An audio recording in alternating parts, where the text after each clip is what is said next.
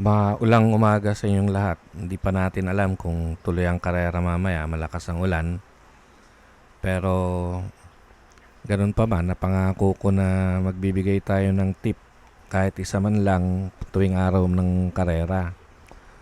Maganda rin to kasi para makita nyo kung paano tayo nag-a-analyze. Nung nakaraan, gumamit tayo ng Yopi Tips na interface. Marami nagtatanong kung available yung programa na yon. Wala pong programang ganun. Ginagamit ko lang yon sa personal na pag-analyze ko. May mga nagtatanong din kung ano yung magandang gamitin na racing guide. Meron tayong 5 racing guide kasi. Yung mga data doon, depende kung ano yung kailangan nyo eh. Yung pace analyzer kasi nakalagay doon karamihan mga best time nila o best run nila. Sa morning line, yun naman yung mga average statistics. So, sa speed and stamina, bali ano yun, average din ng early pace tsaka stamina o sustain. Yung speed and stamina ang pinakamadali gamitin kasi makapag-analyze kayo visually. Kaya wala pong maganda, depende kung ano yung makakasanayan nyo. Kaya kung meron kayong ginagamit na isa o dalawa, mas maganda palagi ninyong gamitin tapos magkaroon kayo ng post-analysis bakit hindi nyo nakuha pagkatapos ng karera. Kasi ngayon, iba na naman yung gagamitin ko. Sa totoo lang po, hindi naman ninyo makukuha yung lahat ng karera. Mahirap kasi talaga na tsatsambahan nyo lang yung winner take all, pero ang mahalaga makapag-analyze kayo ng isang karera na magkakaroon kayo ng confidence na yun ang tatayaan ninyo. Makikita nyo ngayon yung last run. So, hindi kayo makakita dito ng time. Kasi ako parating nagbabase sa rating dahil hindi mo na kailangan mag-convert ng time, hindi mo na kailangan mag-project. Kung may rating ka, katulad nito, last pace rating po yan. Dalawa ang rating na ginagamit ko, pace rating tsaka box rating. Yung L, last, ibig sabihin yan last. Kaya kung titignan ninyo, meron ding NPR. NPR, kasi kung meron kayong average, meron kayong best,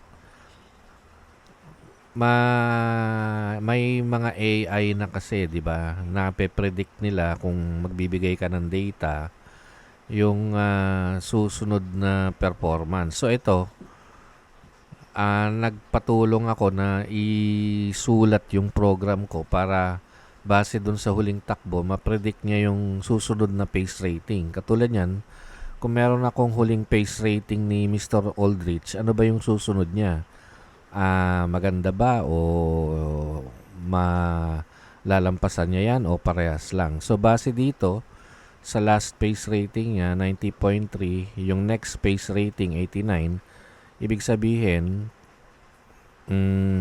base dun sa AI, hindi niya matutungbasan yung huli. So, mas mababa. Kaya dito, mag-eliminate tayo eh. So ito parehas lang sila ng halos walang pagbabago. Kukunin natin yung mga contender kasi ko. So i-eliminate na natin 'yan. Ito since highlight yung average, ang last pace rating niya, pumasok sa average. Pag nag-highlight kasi ibig sabihin pasok 'yan sa average. Contender 'yan. Kaya i-highlight natin yung numero 2, stand in faith, pareho rin, halos parehas, di ba? Kaya contender din yan. Ito bumagsak. Although mataas ang grupo niyan, bumaba. Hindi na contender yan. Si Lucky Julian, so nag-improve. Kukunin natin yan kasi ibig sabihin may effect yan pagka nag-analyze tayo according to pace dahil banderista yan. Stay. Halos pareho kasi. So, si Fortress nag-improve. Ganun din si Happy Kid.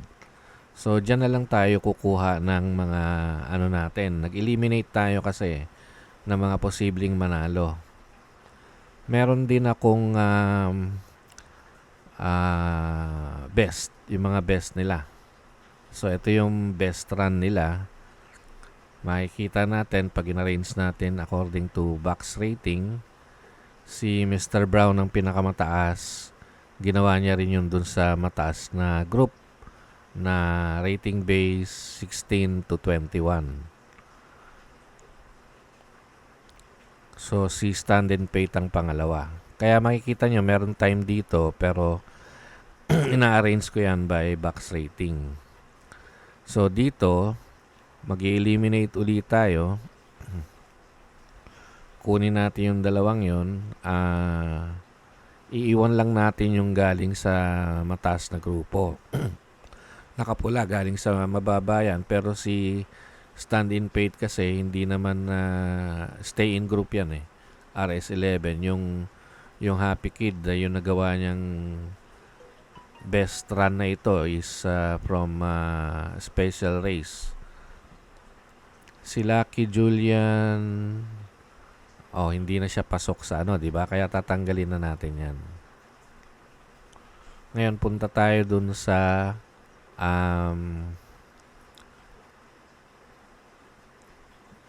pace. So, ang ginawa ko dito, namili ako ng mga pace nila. Makikita nyo kung pang ilan. Ito, pangalawang pace niya.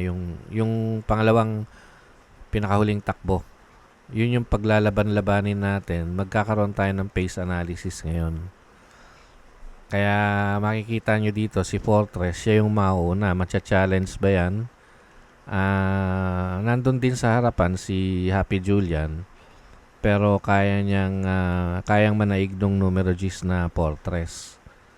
Ito yung estimated time. Ito yung kanyang box rating. Makikita nyo, mas mataas talaga yung box rating ni Fortress. Hanapan natin yan ng katunggali kasi hindi na tayo kukuha dito sa banderista, stalker or stayer na tayo.